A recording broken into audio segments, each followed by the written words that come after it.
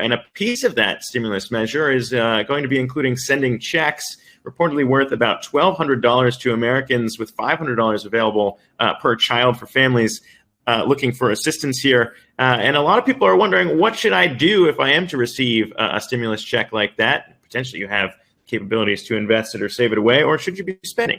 And that is the question we're going to be addressing right now in our Best Financial Strategy segment, our Spending Smart segment, presented by TrackPhone. I want to bring on Mattie Duppler. She is a senior fellow at the National Taxpayers Union. And Mattie, when we look at this, a lot of questions are out there right now in terms of what Americans should be doing with that money, depending on their financial situation right now. But what would you advise people to look at and figure out how much they should have saved before they even think about spending a stimulus check?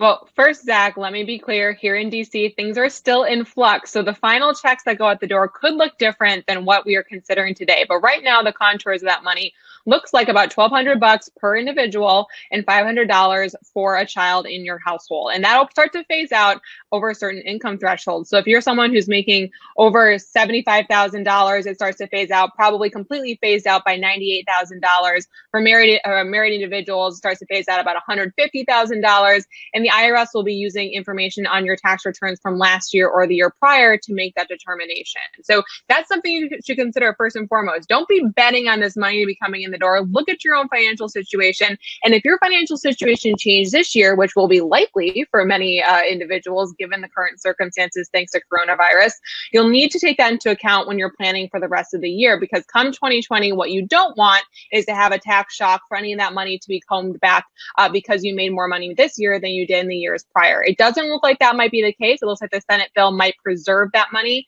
for individuals, regardless of how much they make, the difference between 2020 and 2019. But that's something you should be aware of, that previous drafts have said that they would require individuals to give some of that money back if they have too high of income. The other piece of this, too, I mean, this is coming at a time that a lot of Americans, I know we never want to call it a stimulus when you get your tax refund because it's basically an interest-free loan to the government here. We talk about this a lot, Zach, yeah. You got to be careful with that. But, I mean, when we look at it, it's coming at around at the same rate that we've seen in prior years. So that would be coming in. But they've also delayed the tax filing date from April 15th to later in the year. So, I mean, is that another piece of this that Americans should weigh when they're thinking about their economic situation going into this period? Absolutely. A couple things that are different this year that you should consider when you're looking at your personal finances. One is, you just mentioned, the tax filing deadline has been pushed to July 15th. That, of course, will increase a little bit of liquidity in households that had owed. However, the IRS is encouraging folks that if they think they're getting a refund back, to file that tax return so you can get that money and have a little bit more cash flow. A couple other things are happening that would be prudent for folks to look into. Student loans. The Trump administration has already announced that they're cutting federal loan rates to zero.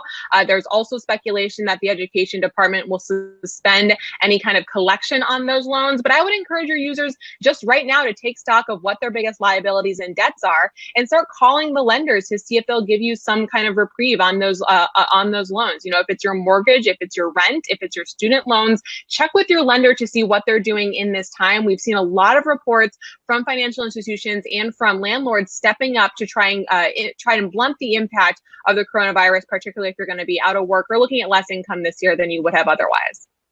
All right, Mattie Duppler from the National Taxpayers Union breaking it all down for us in today's Smart segment presented by TrackPhone. Appreciate you taking the time. Good to see you.